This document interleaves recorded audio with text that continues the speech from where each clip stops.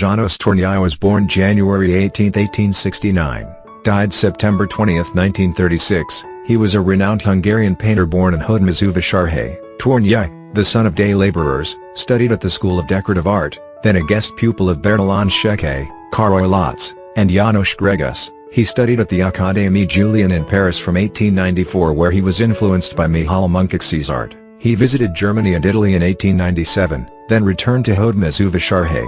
He had hardly enough to keep body and soul together, and had a studio from 1903 only. He started to collect folklore products together with Gyula, Rudnay and Béla Endre, and they founded a school in Hódmezővasarhely to save folk pottery. He lived in Mártély from the 1910s onwards, where he painted a series of landscapes on the Great Plain. He moved to Budapest in 1919. He worked in Szentendre for a few months in 1933-34.